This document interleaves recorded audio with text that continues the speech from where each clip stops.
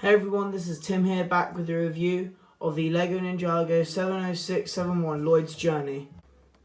The first minifigure in the set is Lloyd, as he is the title character, and this is the cheapest way to get him in his Season 11 suit, or the Secrets of Forbidden Spinjitzu.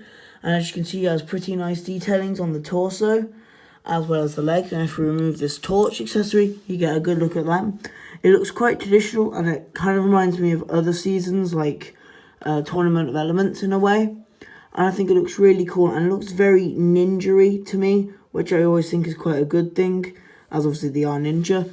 He, unfortunately, does not have the new mask piece for him, which is a massive shame. However, I think a good enough solution to that is, if you have a spare Legacy Lloyd like I do, you just take off his mask, and then boom, it works pretty well. I know there isn't the printing on top, but it's a pretty good enough compromise, and I think it works well. As you can see, he has the new shoulder piece that works with the Legacy style mask and the brown arm, which I really like. And he has pretty simplistic printing on the back of the torso, which looks quite like something you'd see on a Robin Hood minifig. Anyway, onto the Ice Samurai. Here is the unnamed Ice Samurai, and I'd like to take a minute just to appreciate how awesome looking these guys are. I honestly think they look so cool, and I really like the translucent blue and the red. I think that's a really good colour combination. And yeah, it just looks so cool. He's got a really cool face print, and I'd say the other side doesn't look as good as that, but that's just my opinion. I absolutely love this helmet and armor mold here. And if you take off the head, you can see he has front torso printing, which I think looks really cool, and back torso printing. And I really like this detail, and it's a shame that we won't be able to see it with the armor. The legs are also cool, but sadly they don't have printing on the sides, which I think is a major drawback. The last thing I wanted to comment on is this awesome blue katana, as I believe it's the first time we've gotten that piece in that colour. Lastly, we have Lloyd's wolf, and I think this is the main reason the set is as expensive as it is. This is such a cool hard plastic mold, and I really like these tails here. They're a lot bigger than I thought they would be. That's still really cool. And so is the rest of the wolf. It's a lot bigger than I thought, which is never a bad thing. I really like its facial design, and I believe that it's the name. This is a transformed version of the female character you get in the castle set, but I'm not 100% sure.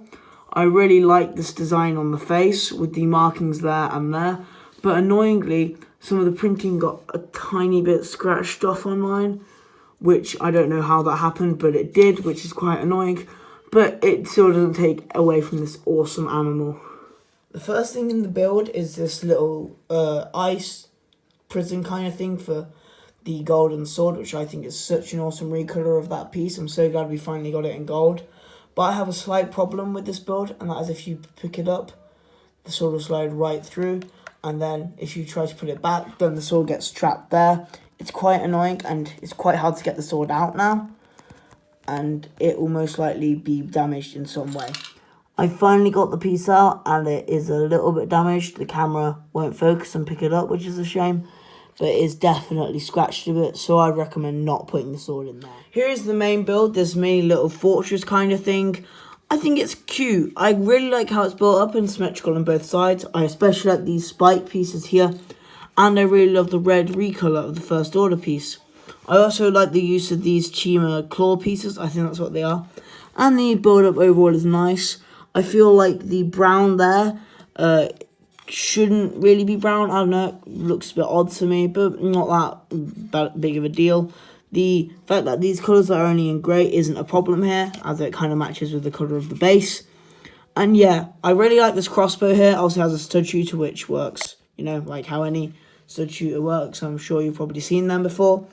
And if you tilt the build slightly, you'll see the designs on top with the white smoothing off and the black platform. And there is the interior, where I've put a few of the spare pieces because it looks cool, but there's nothing to shout about there.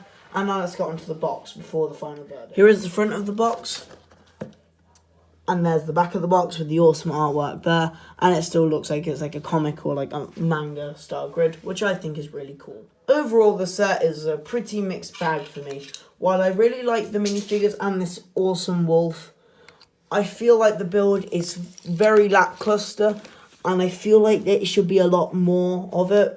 I don't know. I do like the design they were going for, but I wish it was a little higher. And I'm really disappointed with the lack of interior detailing.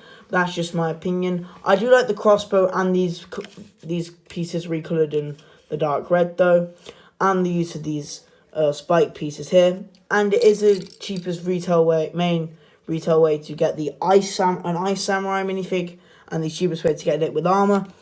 And also it's the cheapest way to get a version of the Lloyd that isn't £65. And yeah, I think it's good for that reason. However, my main problem with the set is for the lackluster build it has, and the fact you only get 2 minifigs, and I know you get the wolf, but still, the price of £13 feels like it's way too much to me.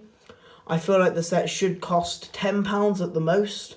And I know that these wolves are quite expensive to produce, but the fact that the set only has 81 pieces and it costs as much as it does just feels like it's wrong to me.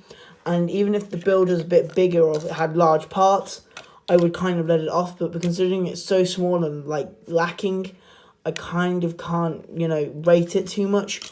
Unless you really want to get the new Lloyd minifigure like I did, or you think this wolf looks really cool and you're willing to pay full price, then I would recommend you get this set.